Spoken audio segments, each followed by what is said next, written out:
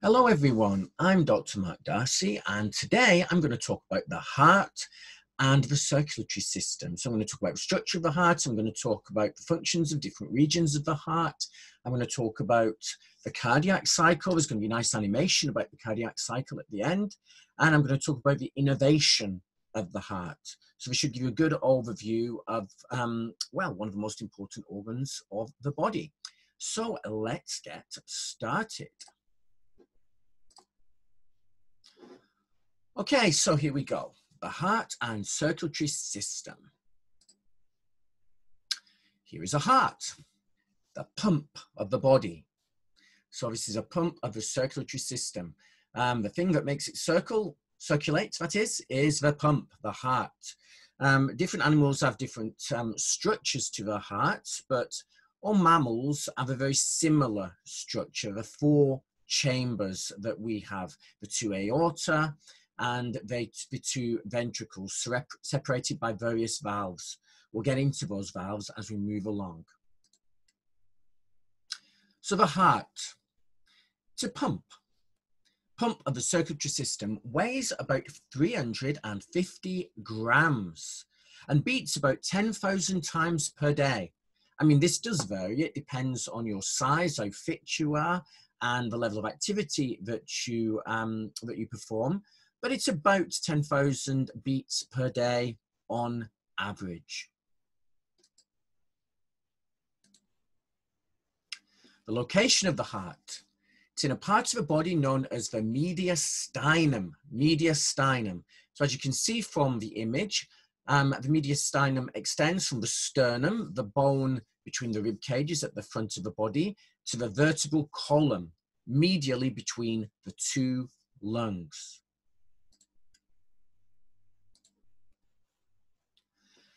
Now let's go through the layers of the heart.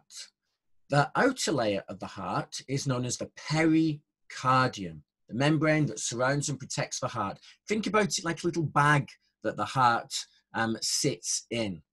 We can see here from the image that pericardium has been peeled back. It's quite a fibrous structure, and you can see the heart underneath the pericardium and a diaphragm below the heart itself.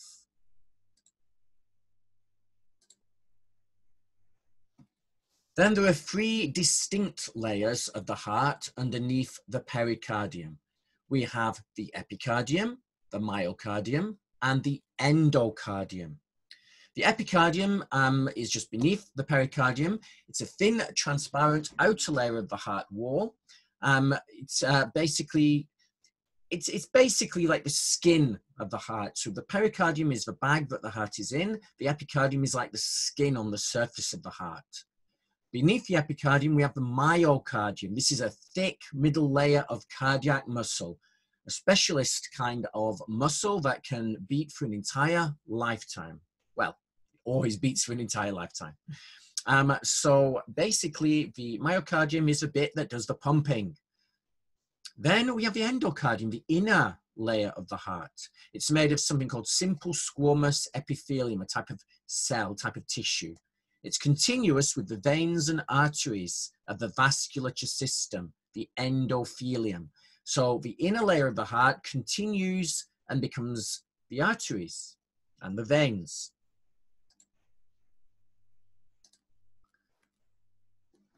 Then we have the chambers of the heart. The heart has four chambers, two at the top, two at the bottom. The two at the top are known as the atria, and the two at the bottom are known as the ventricles. And here you see a stylized image of those chambers. And you can also see that there are gaps between the atria and the ventricles, the top chambers and the bottom chambers. These are the Atrioventricular valves, which open and close during the contraction of the heart. And then you can see, well, you can't see it so clearly here, but you're seeing big blood vessels going into those chambers, into the heart or leaving the heart. These veins and arteries carry the blood to and away from the heart. Veins always carry blood towards the heart. Arteries always carry blood away from the heart. The reason we have the two colors here, blue and red, is just to show that blood coming to the right side of the heart has had its oxygen removed. It's been used by the body, thus blue. Whereas the blood in the left side of the heart is showing as red because it's oxygenated blood that's just come from the lungs.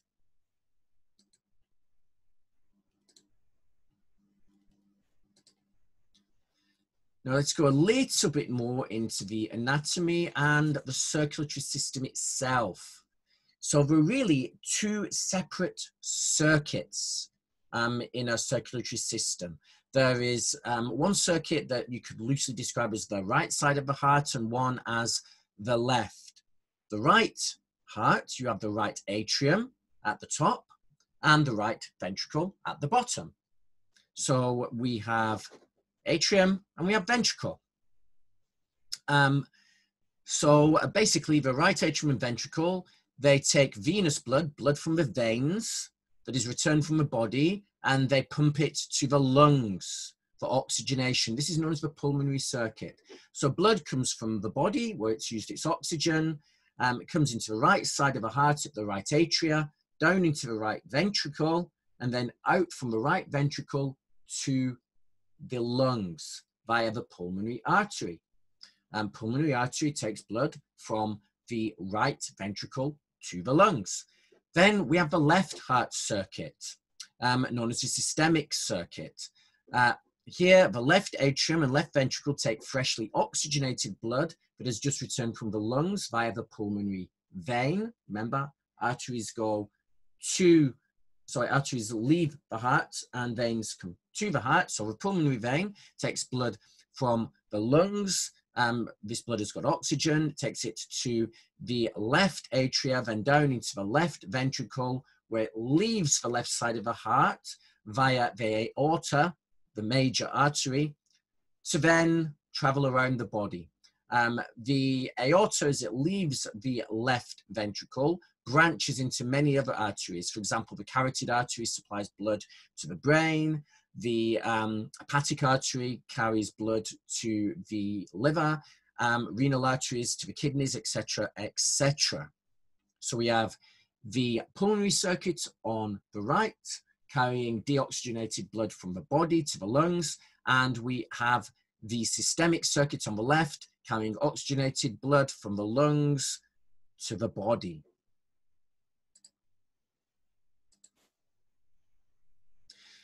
So here's a stylized image of that. It's a closed system. That might sound obvious. We've got to keep all the blood in our body, but it wasn't always obvious. For quite a few years, scientists did debate whether we constantly made new blood and it was somehow burned up in our body as our heart beat and carried it from one organ to another. So as if we were constantly generating new blood. But this was proven quite a while ago that blood actually does circulate. It does get used up. Red blood cells do die and are constantly being renewed. New red blood cells are generated from the bone marrow, but it is a closed system. Two circuits, systemic, which is under high pressure because it's carrying blood from the left side of the heart to the extremities of the body, all the way around the body. So the pressure needs to be high to do that.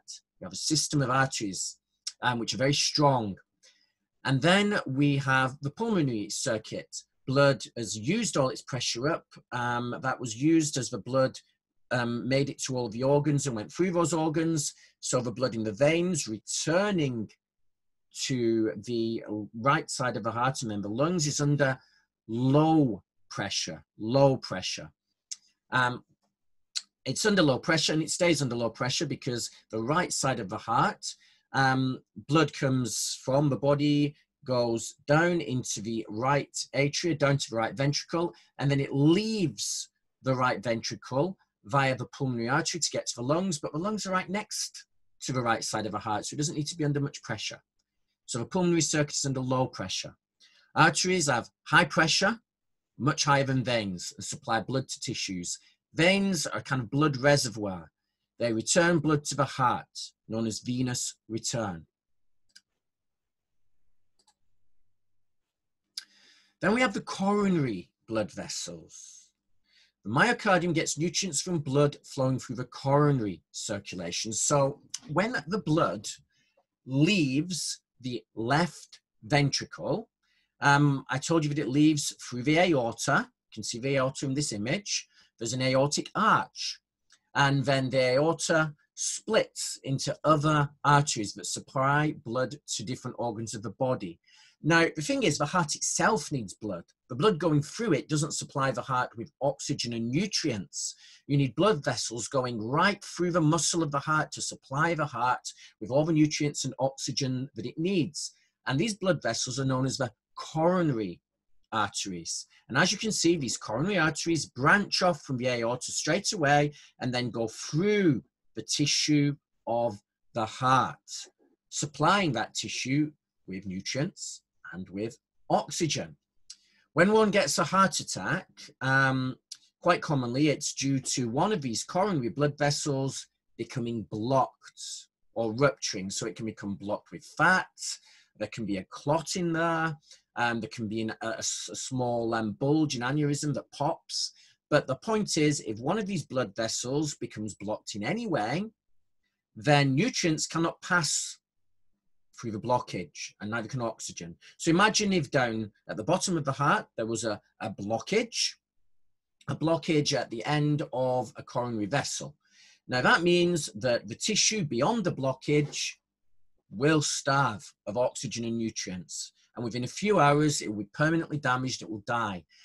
One would consider this a minor heart attack. If just a small part of the tissue in the heart becomes blocked and dies, then that is a mild heart attack. Function will probably never return to that part of the heart, leaving a weakened heart for the rest of your life.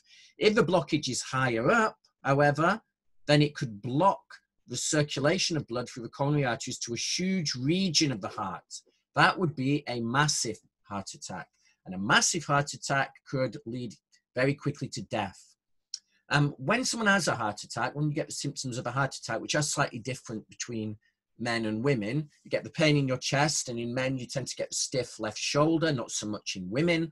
But if you suspect that you do have a heart attack or that you're having a heart attack, you need to get treatment very quickly, because if you are caught within, say, about 4 hours, then it might be possible to remove the blockage to the coronary artery, and the tissue beyond it might actually recover. Whereas if it's over 4 hours, then that tissue may be gone for good, just dead, leaving possibly permanent disability. So you've got to be quick with heart attacks. Now, the blood that leaves the heart into the arteries travels to all the different organs of the body via various arteries, and then these arteries break up into smaller vessels called arterioles, which go through each organ, and then they break apart again. They branch into capillaries, which have a blood vessel wall that's only one cell thick. This allows oxygen exchange, nutrient exchange through the capillary wall into the tissue itself of the organ. Then these capillaries will join back together to make venules at the other side of the tissue or organ. The venules will join to make veins, and the veins will go back to the right side of the heart. Now, that's fine with most of your tissues and organs, but it would be a bit of a silly thing to do with the coronary blood vessels, because the coronary blood vessels are already at the heart. So it'd be silly for the blood that's just used its oxygen through the coronary arteries to feed the heart. It'd be silly if this deoxygenated blood then entered the general circulation, went all the way around the body to come back through the veins to the right side of the heart. So it doesn't. The coronary veins collect into the coronary sinus on the back of the heart, which empties into the right atrium, joining with oxygen depleted blood from the rest of the body, where it can go right back to the lungs and get new oxygen, saving a trip.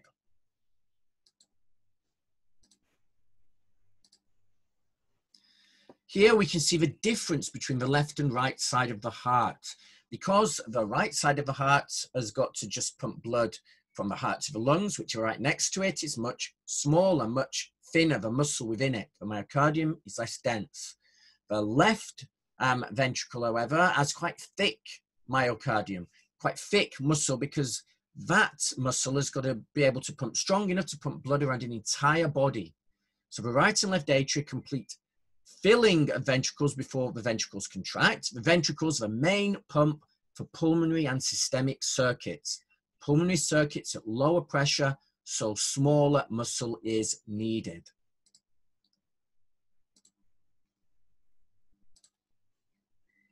Now let's talk a bit about blood flow.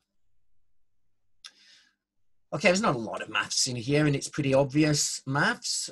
Blood flow and heart valves. First, Darcy's law of flow. It's not my law of flow, different Darcy.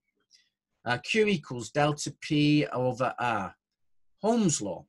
I'll summarize this. We don't need to go through the maths of this. We really don't need to go through the maths of this. It's kind of obvious. So blood flows from an area of high pressure to an area of low pressure. Flow of blood is dictated by differences in pressure, not muscles. It operates on the heart valves. So basically blood flow goes from low pressure to high pressure. Sorry, from high pressure to low pressure, which is why when the right and or left ventricles contract, blood leaves the heart and moves to another location. The heart valves. So here we can see we've got the tricuspid and the mitral valves, which separate the two aortas at the top from the two ventricles at the bottom, left and right. Sometimes these are termed as the tricuspid valve and the bicuspid valve. Different textbooks say different things. Tricuspid mitral or tricuspid bicuspid. Then we have the pulmonary valve and the aortic valve. Pulmonary valve, aortic valve. Now, these are the valves which are going to leave the heart. So aortic valve is going from the left ventricle. So when the left ventricle contracts, blood will leave, push it, it will push the aortic valve open, blood will leave the heart and go around the body. Whereas the pulmonary valve is a valve in the pulmonary artery, which goes from the right ventricle up to the lungs. So when the right ventricle contracts, it will push open the pulmonary valve, blood will leave the right ventricle and go to the lungs. Now these valves are all one-way valves. When pressure forces them open, blood will go through, but if pressure stops and the blood tries to come backwards, the back pressure will cause the valve to close. So they are one way. So the atrioventricular valves, tricuspid and mitral, allow blood flow from atria into ventricles. The outflow valves leaving the ventricles are known as the semilunar valves. The pulmonary and the aortic, they allow blood flow to flow from ventricles into the outflow vessels. And as you can see, they need to be tough, the atrioventricular valves. They have all these chordae tendineae holding them via these papillary muscles to the walls of the heart. These need to be strong because there's a lot of pressure in the heart. And if the pressure was too high, you could imagine that the blood could cause a backflow. It could maybe try to go back the way it came. And if the blood pressure was too high, it could actually invert the valves. Blood could end up going the wrong way. This does happen sometimes. You can get a leaky valve and blood goes the other way. You hear a murmur when you listen to the chest as blood bubbles through these valves. That compromises smooth blood flow. So closing of the atrioventricular valves is subject to strong forces as the ventricles start contracting. The valves are tethered to walls of ventricles by chordae tendineae attached to papillary muscles. If we look at the outflow valves, there are three firm cusps that each look like a semi-full moon, semilunar. So they're known as the semilunar valves, the outflow valves.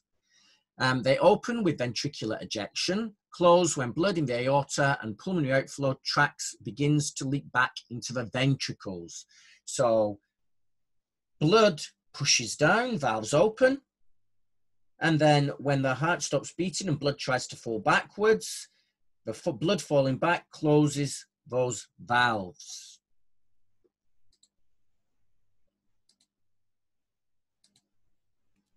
The cardiac cycle.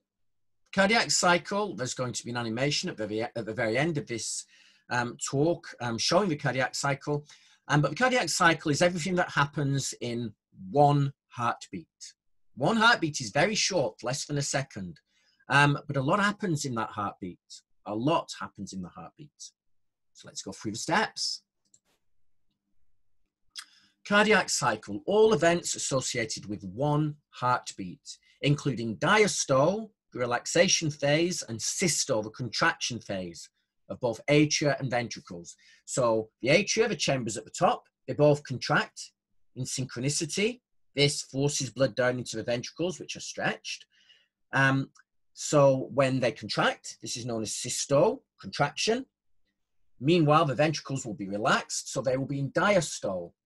Then the ventricles will contract. So the ventricles are now in systole, ejecting blood from the heart.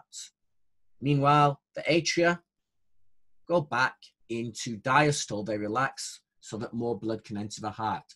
So the heartbeat really is a series of systoles and diastoles.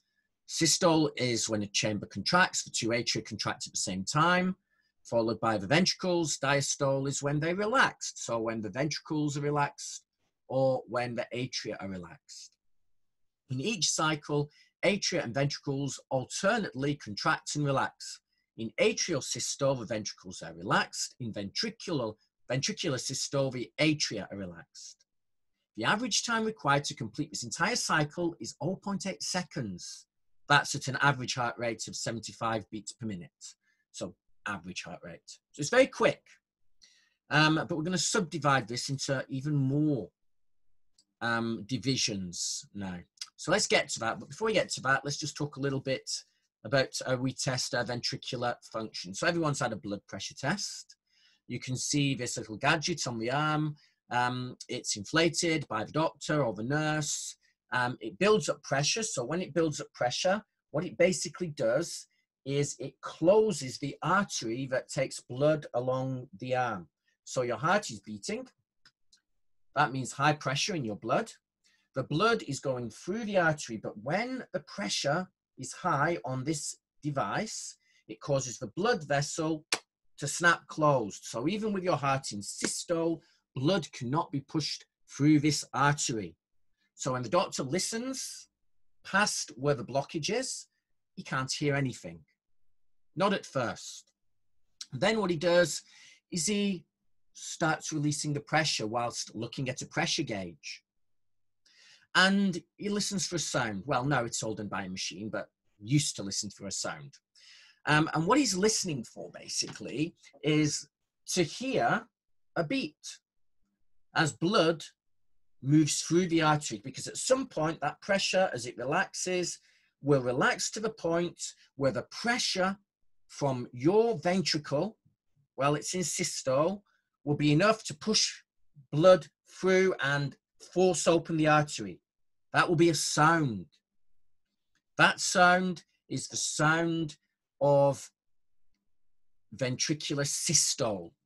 And it's basically a measure of the strength of your left ventricle when it's contracting. Then what will happen is the ventricle will go back into diastole. It will relax, and that will cause the blood vessel, the artery, to snap back closed again. But there is still pressure. There is still pressure in your blood, even in diastole. And the pressure will keep going down as it's removed from the device. And eventually, even in diastole, even when the heart is in diastole and it's relaxed, there'll still be enough pressure for blood to go through the artery. So the machine or the doctor takes two measurements. Basically, a measurement when the heart is at its highest pressure and one when it's at its lowest pressure. So systolic blood pressure measured in the arm is a reflection of the maximum pressure developed by the left ventricle. The diastolic blood pressure is pressure in arteries during diastole. So it's a high number and it's a low number. So 120/80 millimeters of mercury is how it's usually measured, and that would be about average. If the pressure is too high or too low, there may be a problem with the heart's function, or there may be some sort of blockage in one of the blood vessels, which is why they test these things. And high blood pressure is obviously very dangerous. High blood pressure puts a lot of strain on your organs and tissues and can cause damage to them, resulting in heart attack, stroke, and all sorts of other problems. I mean, low pressure is dangerous too, but pressure has to be really quite low to become dangerous. It's usually high pressure that's a bad thing, low pressure not so much, unless it gets dangerously low. So these are all the steps that occur in the cardiac cycle. So a sequence of events in one cardiac cycle: atrial diastole and systole, then atrial diastole and ventricular systole, then ventricular diastole. So the two atria at the top contract, then you get something called isovolumetric contraction. That's no change in volume. I should explain what that means. So think about it like this. The two atria will contract. That pushes blood down into the ventricles. The ventricles are now in diastole. Now, the first thing that will happen when the ventricles contract, when they try to go into systole, is nothing, because they'll be trying to contract, but the volume in the ventricles will not change, because remember, those outflow blood vessels, the pulmonary artery and the aorta, they've got valves that are closed. So the ventricles will be contracting, but volume won't change at first. That is called isovolumetric contraction. But eventually the contraction will be so strong that it will push open the semilunar valves, the outflow valves, and blood will leave the heart, and then you go into ventricular ejection, ventricular systole. Then you have isovolumetric relaxation. Basically what that means is the ventricles relax, but they don't change their volume, because as soon as they start to relax, that will cause blood to come backwards through the semilunar valves, which will shut them. So now you've got a closed circuit, closed outflow valves, closed atrioventricular valves. So the volume of the ventricles cannot change. Isovolumic relaxation. Until, of course, blood comes down from the atria into the ventricles. Now they can expand again and go to diastole, ventricular filling. And then there's atrial contraction again. So I'll go through that one by one, but it's a series of steps. Atrial contraction, isovolumetric contraction, ventricular ejection, isovolumetric relaxation, ventricular filling, and atrial contraction once more, all occurring in 0.8 seconds. So one by one, atrial diastole and systole. Blood returning from the lungs and the body flows passively down into the ventricles through open valves. Then there is an atrial systole kick. So passively, the blood goes down from the atria to the ventricles, but then the ventricles contract, pushing extra blood down, about an extra 20% down into the ventricles, which now expand further. And this allows for more blood to be ejected from the ventricles per heartbeat. Then you have isovolumic contraction. Both ventricles contract. Intraventricular pressure rises, closing the AV valves. Ventricles completely close chambers for a brief period, which is why the volume can't change. The valves are closed, so these ventricles are closed chambers, cannot change their volume. Ventricular ejection. The rising ventricular pressure forces semilunar valves open. Blood is ejected from the heart. Then isovolumic relaxation. The ventricles relax, ventricular pressure drops, blood backflows, which closes the semilunar valves, and the ventricles are now closed. The atria continue filling with blood. When the atrial pressure exceeds the ventricular pressure, the AV valves open. Ventricular filling can begin again.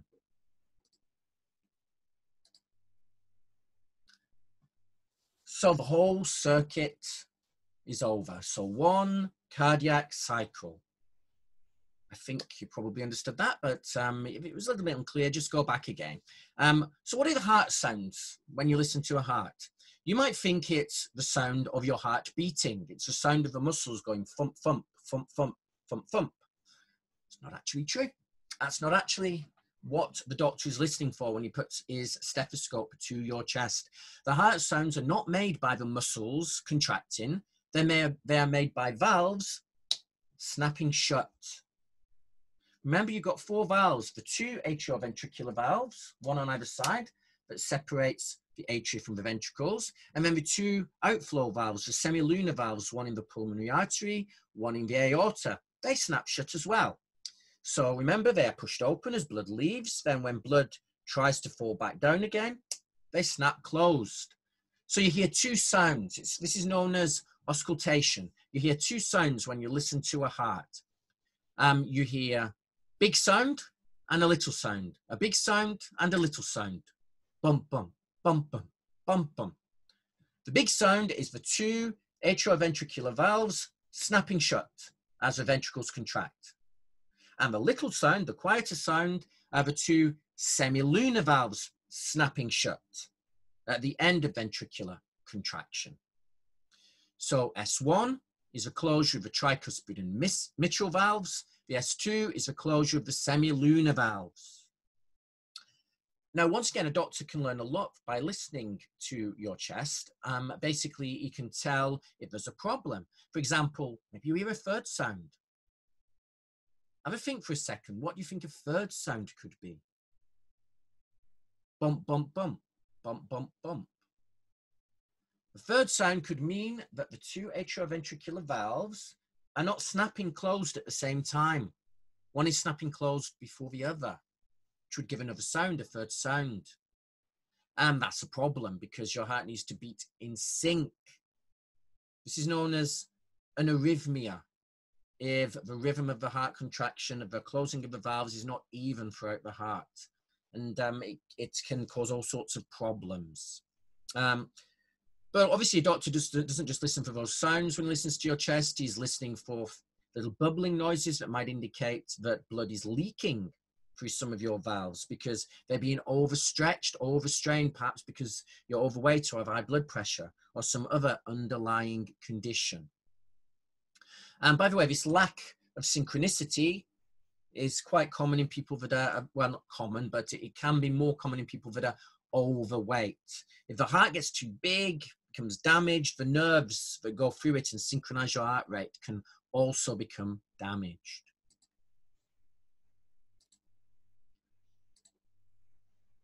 Okay, controlling the rhythm of the heart.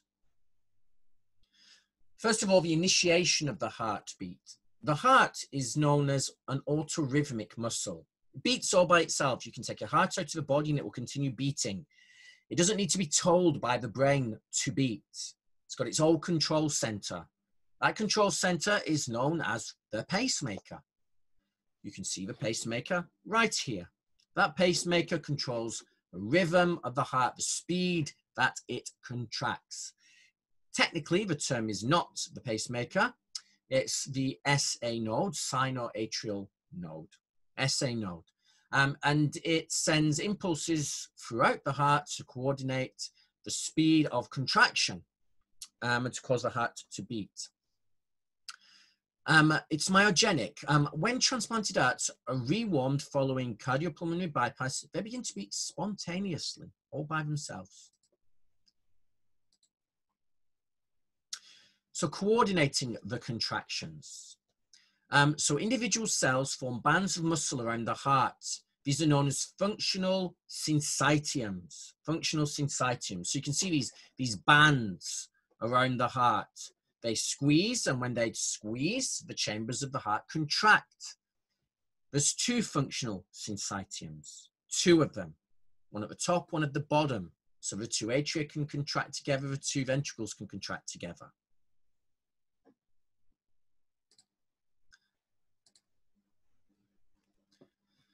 So we have atrial contraction, we have ventricular ejection. So atrial muscle as one syncytium, the atrial muscle syncytium, it contracts as a single unit to force blood down into ventricles. So imagine it like muscles wrapped around the top of the heart, the 2 atria contracts together so that blood goes down through the atrioventricular valves on either side at the same time.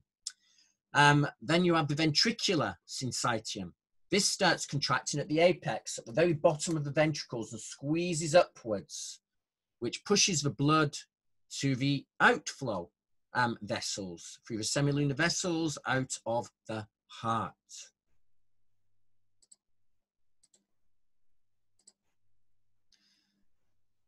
Here's the cardiac conduction system. So I mentioned the SA node, known as the pacemaker. Then we have the AV node down here. And we have these Purkinje fibers, which are nerve fibers that carry the conduction through the heart. And they go all the way through the heart. We have an AV bundle here in the middle. So what's basically happening is the SA node starts the contraction process. Signals now go around both atria, but some of the signal kind of goes in a little loop and stops at the AV node. And then there's a slight delay as the signal goes down to the apex, the bottom of the ventricles, and then they contract. This delay is important, obviously, because you want the two atria to contract, followed by the two ventricles. You don't want them to all be contracting at the same time, or the blood would not move and not flow in an even way.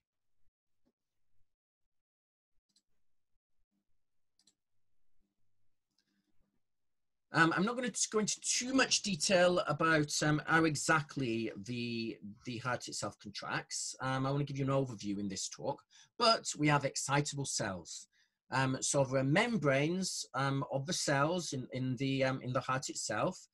They depolarize. So cells are polarized normally. There's a different charge outside the cell than inside the cell. These cells, they have the ability in the heart to depolarize, to generate electrical signals which are passed from cell to cell. All the myocytes, the actual cardiac cells themselves, spontaneously depolarize at a given rate. So they polarize, so there's a different charge outside the cell than inside the cell, and then they slowly depolarize at a certain rate. Some groups of cells faster than others. This depolarization, you can see here, we get these little action potentials as cells repolarize and depolarize, and you get little charges then going through the heart. There's a group of autonomic cells. As it reaches a threshold, it triggers an action potential, a firing, an electrical signal that goes through the heart. All cells in that area of the heart then depolarize as well. So cells repolarize, so they're nice and stable, they're not firing, there's no electrical signal, then they depolarize. The first one's depolarize, and like dominoes, the cells next to them also depolarize, and you get an electrical signal going through the cells of the heart, resulting in contraction.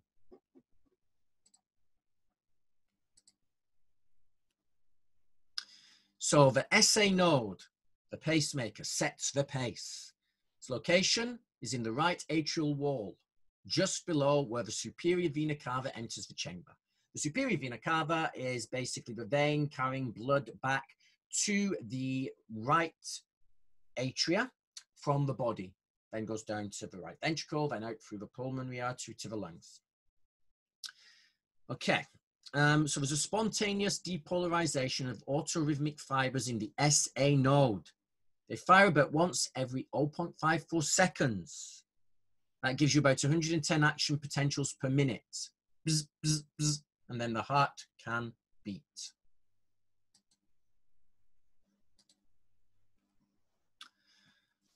So the action potential from the SA node propagates throughout the walls of the atria and into the ventricles via the AV node in the interatrial septum, the bit in the middle.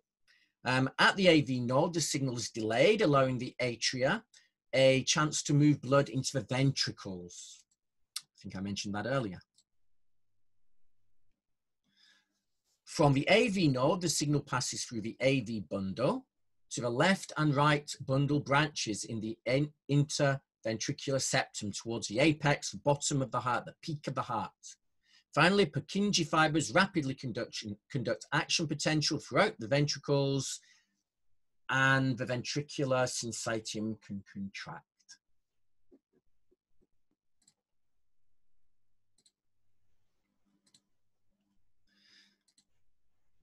Briefly, I will chat about the action potentials, but not very much. So the cardiac muscle action potential. The action potential, the electrical signal going through these cells, is initiated by the SA node and travels through the conduction system to excite the contractile muscle cells in the atria and the ventricles, to actually excite those muscle cells. So it's going through the nerves to the muscle cells. The contraction cells have a stable potential of about minus 90 millivolts. That's a normal kind of potential.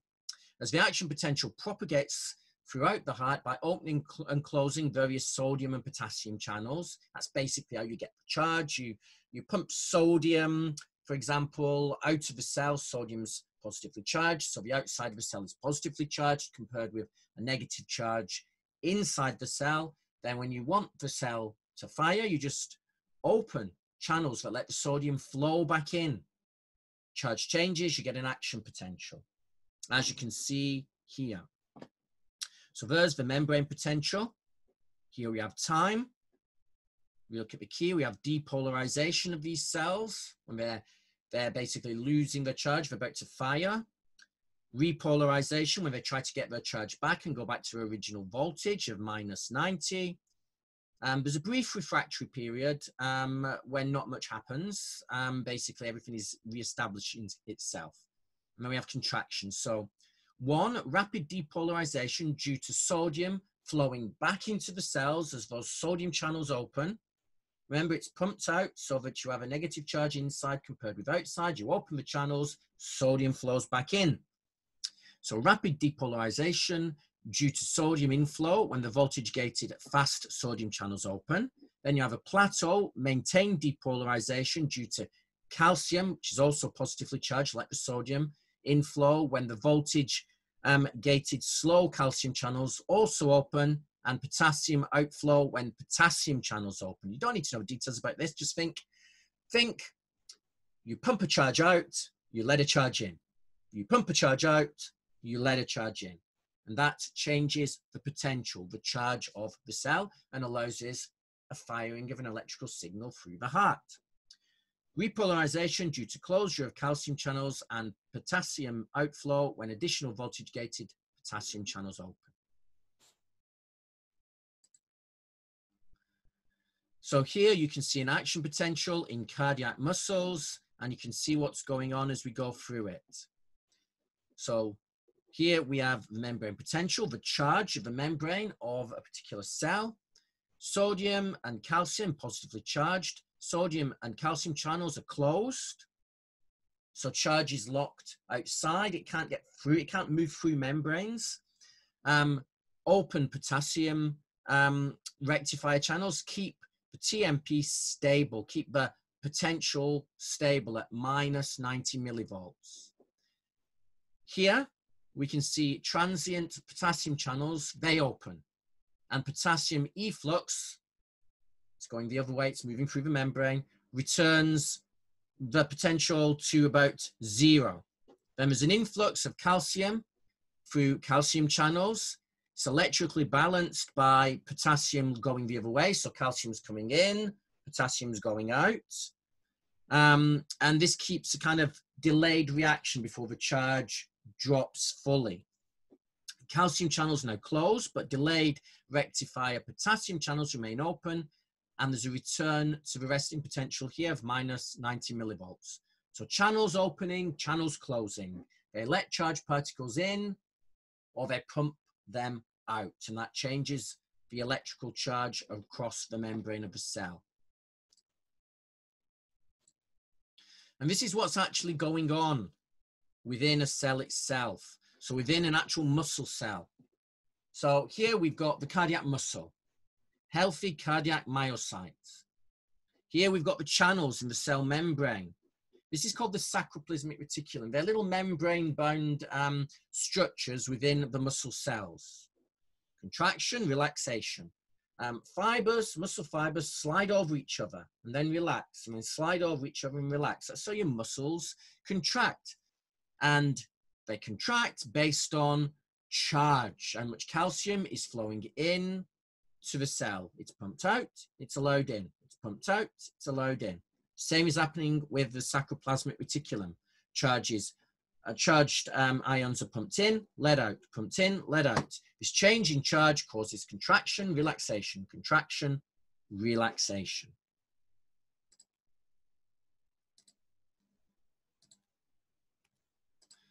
So zooming in a bit more, we can see these fibers. So we have two types of fiber. We have actin and we have myosin. They're filaments. They're the things that are sliding over each other. They slide they release. They slide, they release. This requires certain molecules such as ATP, which I'm not going to get into now.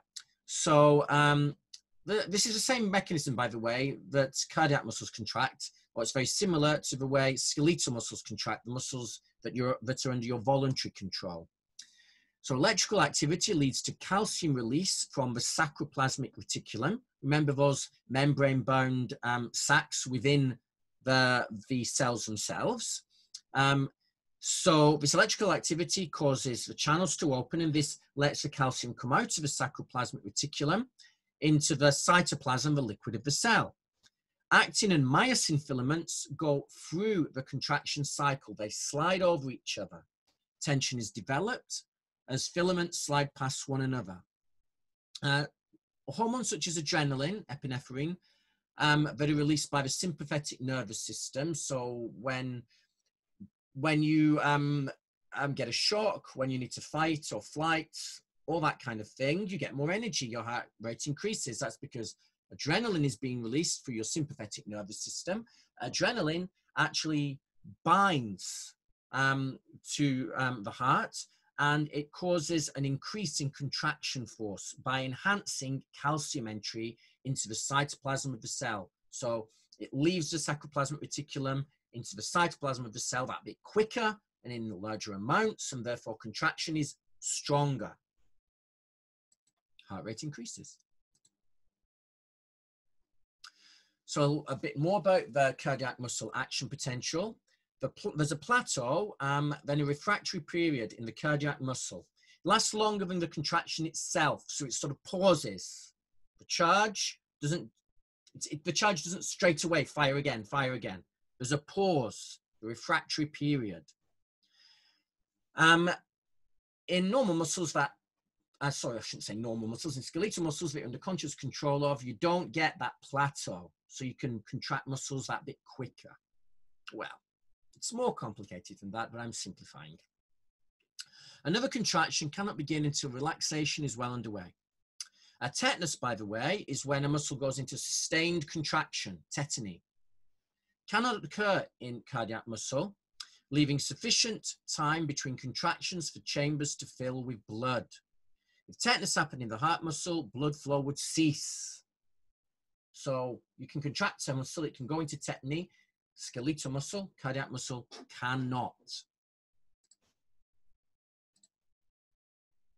An electrocardiogram measures electrical activity through the heart. We've got all of these nerves going through the heart, and we've got all of this electrical charge flowing through the heart. And that can be measured by putting electrodes on the chest. And a trained cardiologist can learn a lot about what's going on in your heart from the electrical signals that it generates. So ECG recording of electrical changes on the surface of the body resulting from depolarization and repolarization of the myocardium, the muscle of the heart. ECG recordings measure presence or absence of certain waveforms, deflections, the size of the waves and time intervals of the cardiac cycle. These can quantify and correlate electrically and mechanical activities of the heart. For example, here's an electrocardiogram. So you can see atrial contraction and ventricular contraction. Systole, remember. ECG recording can help distinguish normal from abnormal cardiac activity. Problems within conduction pathways, whether or not heart is enlarged or if certain regions are damaged.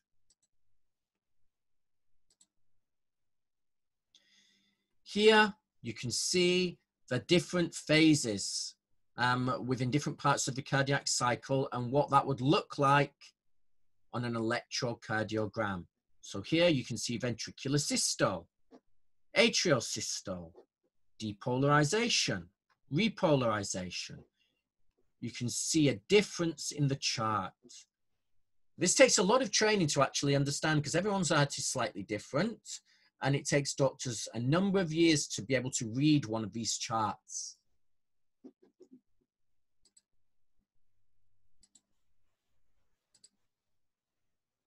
Okay, now let's talk a little bit about the health of the heart, stroke volume and output. So first of all, we have the cardiac output. The cardiac output is the stroke volume. So first of all, sorry, it's not the stroke volume. That's part of it. We calculate it. So the stroke volume is the volume of blood ejected from either the left or the right ventricle in every beat. So when the ventricle goes into diastole and systole and contracts, and blood leaves the ventricle through the outflow channels, you can measure the stroke volume. So stroke volume is the volume of blood ejected from left or right ventricle every beat. The cardiac output, very important measure of fitness, equals the stroke volume multiplied by the heart rate. So how much blood leaves the heart in a minute? So it's stroke volume, the amount that leaves in one contraction, times 60 seconds, basically. That's how you calculate it. So in a resting male, the cardiac output equals 70 mil per beat times 75 beats per minute equals 5.25 liters per minute. So much blood leaves the heart per minute. So on average, a person's entire blood volume flows through their pulmonary and systemic circuits each minute.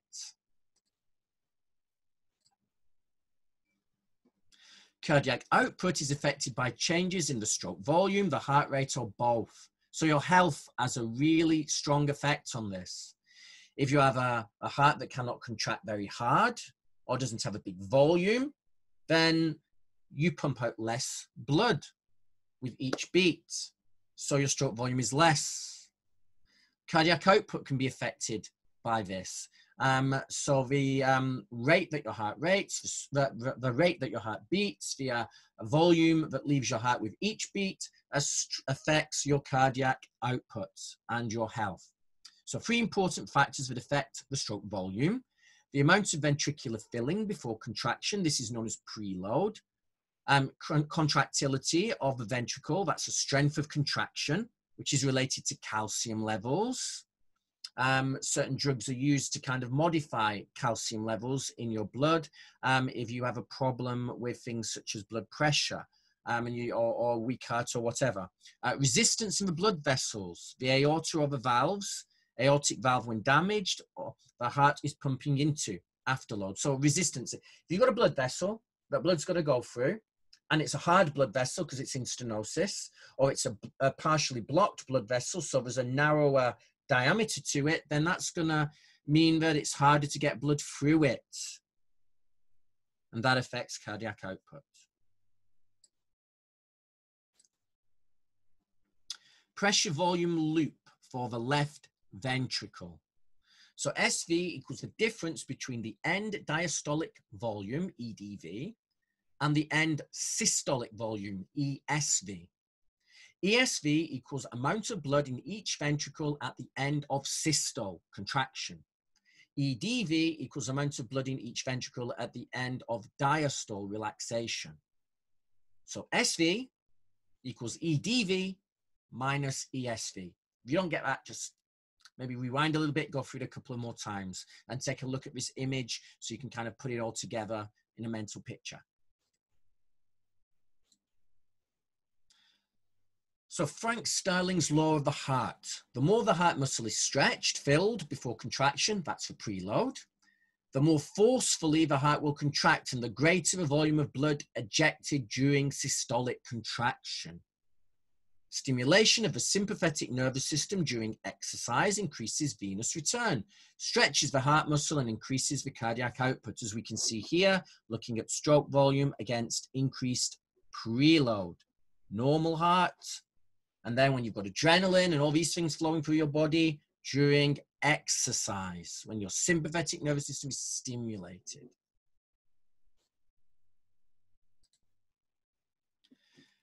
How healthy you are really bears a great relation to the cardiac output. So you have a cardiac reserve. It's a difference between the cardiac output at rest and the maximum cardiac output the heart can generate. So if you're a healthy person, maybe this is you at rest. That's the stroke volume when you're at rest. That's your heart rate at rest.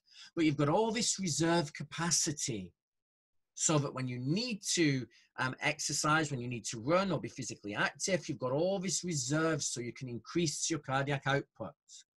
Someone who is unhealthy, has a weak heart, has blocked blood vessels, has high blood pressure, has all sorts of things like that going on. Maybe they're obese.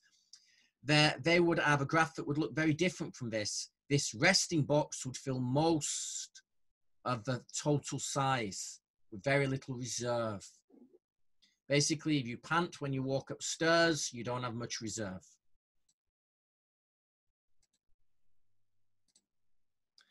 Okay, so autonomic control. So I mentioned that the heart controls its own rhythm. It does. The heart will beat all by itself. It's autorhythmic. But there are nerves coming from the brain, part of the brain called the medulla oblongata, which go right down to the heart and come in close proximity to the pacemaker. And these nerves release neurotransmitters that can either speed up the heart rate or slow it down. So the heart beats all by itself, but our brain subconsciously, autonomically can increase or decrease our heart rate. So although the heart does not rely on outside nerves for basic rhythm, there's a lot of nerves connected to it, both sympathetic, which speed up the heart rate, and parasympathetic nerves, which slow it down. The role of the autonomic nervous system is to regulate your blood pressure, your blood flow, your blood volume, and to maintain enough cardiac output for our needs at any one time. Because obviously, if I'm sat down, I need a certain amount of oxygen, a certain amount of blood for my tissues and muscles, brain, etc. to function correctly. If I suddenly start walking fast or running or sprinting or whatever, then the demand will be greater. So I need to speed up my heart rate and to pump it harder to get more oxygen and more blood around my body. So that needs to be controlled, and it is through the autonomic nervous system.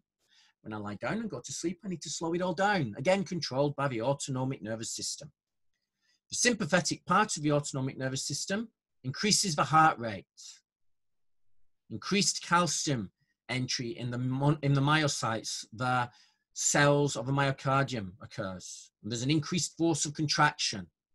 I want to slow my heart rate down, and I send a signal down the parasympathetic nerve, which decreases the heart rate, reduces calcium entry, decreases the force of contraction.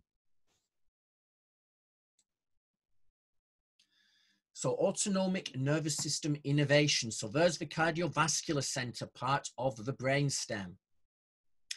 And there's two circuits that go to the heart. So first of all, let's start with cardiac. Okay, so we'll start with signals coming here. So, let me just refresh where I'm at. Okay, yes. Okay, so we have sensory receptors within our blood vessels. We have various sensory receptors. Let's focus on the chemoreceptors and the baroreceptors. So chemoreceptors measure chemicals in our blood. They are sensory neurons in our blood vessels that measure chemicals. If I suddenly start running, I'm going to use up more oxygen and I'm going to generate more CO2, carbon dioxide. It will accumulate in my blood very rapidly. Carbon dioxide reduces the pH of the blood, makes it more acidic. And that acidicness is detected by chemoreceptors, these sensory neurons in the blood vessels. They will send signals to the cardiovascular center.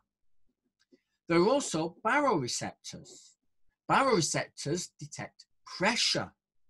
So basically, they're in the walls of our arteries. If my heart is beating faster and faster and faster, and I'll explain how that works shortly, then there's going to be more blood going through my arteries quicker, pushing on the sides, stretching my blood vessels. Now, they can only stretch so far. If your blood pressure gets too high, they can rupture. We can cause damage. So this needs to be detected so we can slow down the heart rate and reduce blood pressure. So these baroreceptors fire when the blood pressure is too high, and they send a signal to the cardiovascular center too. So the cardiovascular center is getting all these signals which tell us basically whether we need more oxygen. The chemoreceptors can detect this because there's a lot of CO2 in the blood if we start exercising. And then the brain will need to speed up the heart rate, or if the heart is too fast, the pressure's too high, the arteries are stretching. This will cause the baroreceptors to fire, the stretch receptors, which send a signal also to the cardiovascular system, which then knows that we need to slow things down. And then what happens? Well, if we need to speed things up, because we've started exercising, we need to run away, whatever it is, then we send a signal down the cardiac acceleratory nerves. These are the sympathetic of the autonomic nervous system. Sympathetic stimulates. The signal goes down here and causes an increased rate of spontaneous depolarization in the SA node and AV node, which increases heart rate. It also increases the contractility of the atria and ventricles, which causes an increased stroke volume. More blood, more oxygen gets around the body.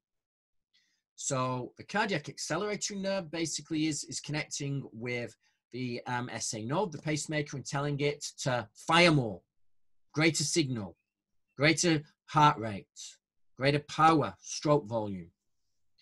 Of course, if we need to slow our heart rate down, we need to send another signal down the parasympathetic arm of the autonomic nervous system. So here, when the cardiovascular system decides we need to slow down the heart rate, it sends a signal down the vagus nerve. Important nerve, the vagus nerve, goes through the body, connects even with the stomach and the digestive system. So the vagus nerve sends a signal down again to SA node and AV node, which decreases the rate of spontaneous depolarization and decreases therefore the heart rate. So it's in balance, depending on our needs. As we move faster, we need a greater need. So signal will be sent down the cardiac acceleration nerve, and heart rate will increase. If we sit down, if we sleep, if we rest, then there's less need, so a signal will be sent down by the vagus nerve to decrease heart rate. All monitored by various chemoreceptors, baroreceptors, and proprioreceptors, which fire when we move, when we're active.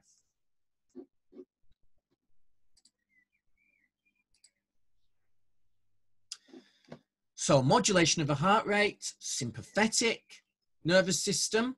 The sympathetic nervous system, those nerves that come down from the brain to the heart, they release noradrenaline, which binds to receptors, beta adrenergic receptors. These increase the signaling molecule in the cell called cyclic AMP, which causes their effects. Parasympathetic, those nerves that come down from the brain, the vagus nerve, which comes down from the brain to the pacemaker, it releases a neurotransmitter called acetylcholine, which binds to muscarinic receptors and causes decreased rate of cyclic AMP generation. Cyclic AMP is just a signaling molecule, part of the process, one of the dominoes, and this reduces heart rate. So noradrenaline increases it, and acetylcholine decreases it. Noradrenaline coming from that cardiac acceleratory nerve, and acetylcholine coming from the vagus nerve.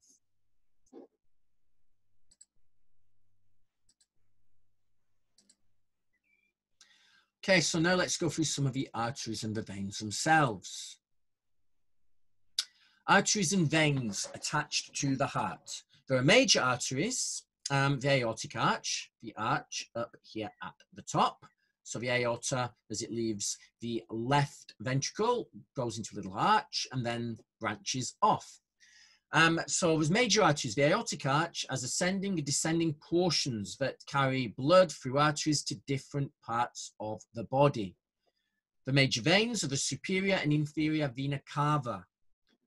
Inferior bringing blood back from the bottom half of the body, and superior from the top. It all joins together to come in through the right atria and the right ventricle, and then out to the lungs.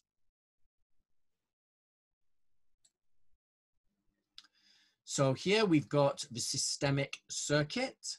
Oxygenated blood returns to the left heart to be pumped through outflow tract of the systemic circulation via the aorta. You can see blood coming along. Here we go. Then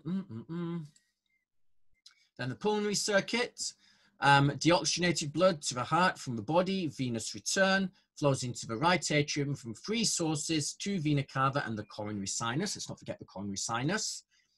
Blood then goes through the right ventricle to lungs to be oxygenated.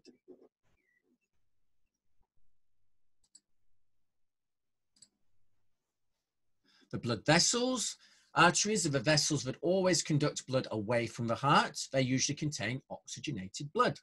There is an exception, because remember, there is an artery, the pulmonary artery, which goes from the right ventricle to the lungs.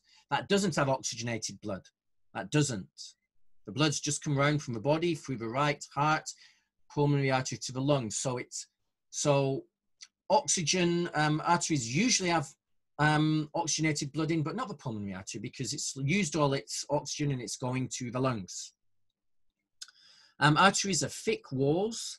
They are elastic, so they can stretch unless you have something called stenosis, a hardening of the arteries, which increases with age. Smoking causes it. All sorts of poor dietary regimes and lack of exercise also causes a hardening of the arteries, meaning they cannot stretch so easily, meaning you have a reduced capacity to oxygenate the tissues of your body and to exercise and move your body quickly.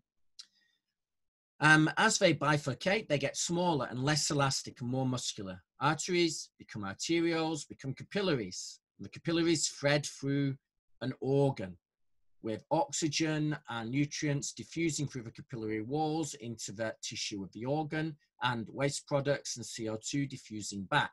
Capillaries then fuse back together to become venules, which fuse together to make veins and go back to the heart. Here is the structure of an artery. They're quite thick, dense structures.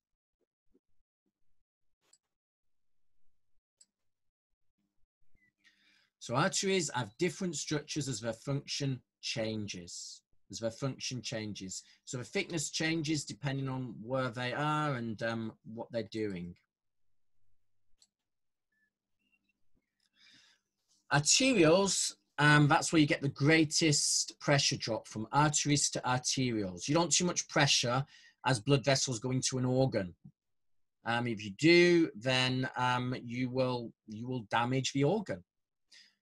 You can get all sorts of problems. So the greatest pressure drop is when the arteries break apart to form arterioles. Diameter is adjusted to regulate blood flow. There are sphincters in the arterioles that direct the flow in tissue beds. Capillaries, the thinnest vessels, lowest rate of blood flow, sites of exchange of nutrients and oxygen. Blood cells in a capillary. So we're looking at a capillary here, 10 micrometers in diameter.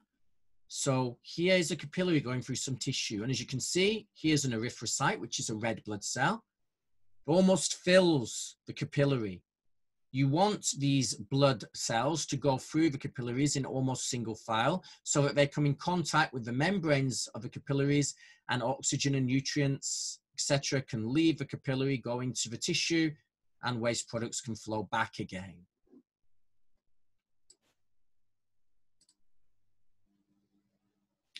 Veins are a little bit different. Veins, they're not quite as thick because the pressure in veins is not quite so high. So they have thinner structures, and because they have less pressure as well, they also need these valves to make sure the blood goes one way. You don't want blood to come up from your leg through a vein at low pressure and then fall back down again. So to stop that, you have these valves. Blood will come through the valve, push it open, and then if the blood pressure falls and the blood tries to fall back down, it will force the valve closed. So as we go up through the veins, we have these valves which make sure the blood keeps flowing in the correct direction. So veins usually contain deoxygenated blood, not always, remember, because we have the pulmonary vein coming from the lung to the left atria, that carries oxygenated blood. They are thin-walled, compliant, exposed to low pressures, minimal friction forces, the valves to prevent backflow, and they act as a kind of blood reservoir.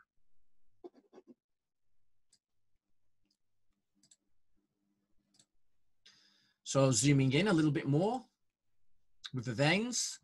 Arteries and veins have different functions, so they have different structures. Look at the thickness here in an artery and a vein. Very different because they have different functions, there's different pressures, etc. And here we can zoom in and look at those valves. The venous valves, they are hinge-like flaps formed from the tunica intima of the vein. Most abundant in the limbs where upward flow of blood is opposed to gravity. So, for example, you need a lot of these valves in the veins of your legs because blood has got to come from the bottom of your leg right up to the heart. So you need a lot of these valves to make sure the blood keeps going in the right direction. But it can go wrong. It can go wrong. The process is helped by the muscles that surround veins. So for example, if we look at the legs, we can see that the muscles of the calves, they pinch on the veins that come from the bottom of the legs, which means as you walk, you're squeezing those veins. And when you squeeze them, that pushes the blood up the veins. Remember, it can't go down because the valves are one way. So when these muscles squeeze, blood moves up back towards your heart. So exercise and movement helps blood flow, helps it to return through your veins back to your heart. This can obviously go wrong if you have the sort of job where you don't move much, or if you're on a long flight where you maybe sit in a motionless position for many, many hours, then your muscles aren't contracting so much. So the blood can actually accumulate at the extremities of your body. And it can even form clots there. This is known as deep vein thrombosis, which is why whenever you have a long flight or if you have a job where you sit at a desk for huge parts of the day, you should move around as much as you can or try to move around. Go for a little walk on that plane just to try and get the blood flowing and prevent these conditions. This is varicose veins. This is quite common in people that have the sort of job where they stand motionless for long periods of time. So, for example, if you work in a production line, you're just stood at some conveyor belt, not moving for many hours, then you can end up with blood kind of accumulating at the extremities, and it can actually stretch the veins. And if the veins stretch too much, then those valves become leaky. They can't close. They're too far apart. So there's a normal valve, there's a leaky valve. Now, if that valve is in that shape, blood cannot move up very easily at all. So the veins bulge. Think about them like, imagine that a new road has been built to bypass some town. All the old little roads then become overgrown and they're not used anymore. And it's the same with your veins. So because there's no pressure in here, the traffic moves in a different direction. It finds another route to go up the body, leaving these veins to become unused and overgrown. Long story short, they become quite painful. The way to deal with that, by the way, is a surgeon comes along, makes an incision, pulls the veins out, cuts them with a pair of scissors.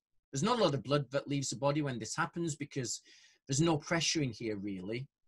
So they can be removed and hopefully the pain eventually goes away. But standing still for long periods of time, having those sorts of jobs is not good for your circulation, especially the veins.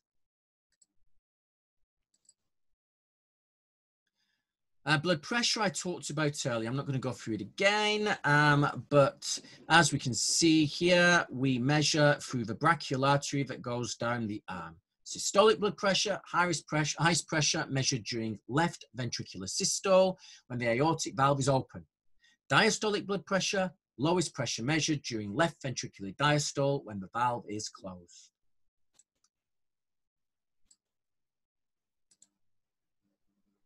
Now what I'm going to do is play a little video for you so you can actually see the cardiac cycle in action. You can see the heart beating.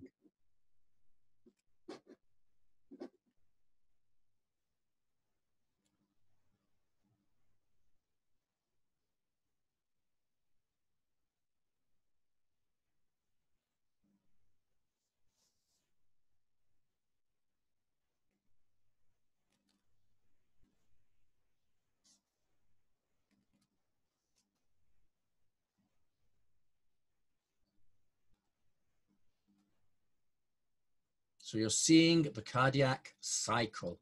You're seeing the atrioventricular valves, and you're seeing the outflow valves.